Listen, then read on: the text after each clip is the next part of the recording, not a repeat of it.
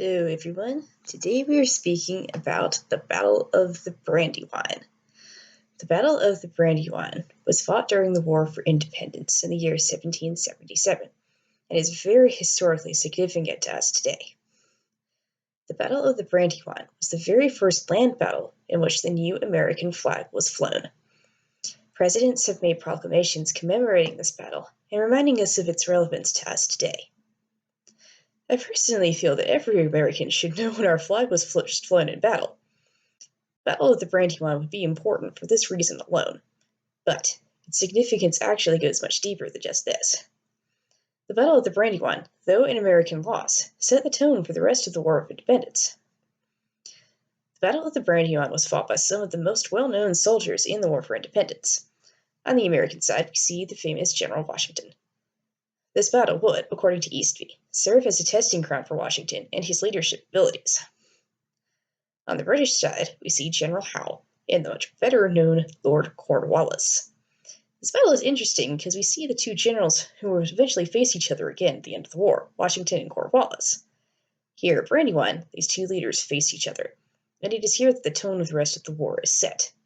It is here that Americans started to realize, even though they lost the battle, that, hey, perhaps we can fight against the British Army.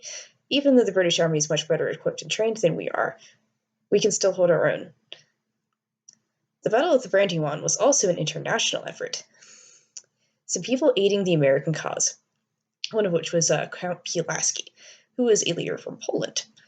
There is a county in Virginia that is actually named after this leader, Pulaski County. We will also see the Marquis de Lafayette, who is a good friend of Washington and a soldier from France. He also assists the American side.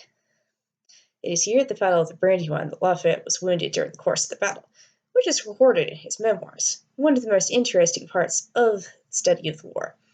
Don't worry, Lafayette will be perfectly fine later on. This battle is important to Americans, not only because it's the first battle in which our new flag was raised, but because it's setting the stage for the rest of the war, and the international involvement. However, the legacy of the Brandywine battlefield is in danger at this current time. More so than any other battlefield I have studied about, the Brandywine battle location has nearly been forgotten. Indeed, it is surprising to me that this is one of the more forgotten battles of the War for Independence, considering its significance for the flag alone. The Brandywine battle location has indeed had to fight for recognition and survival.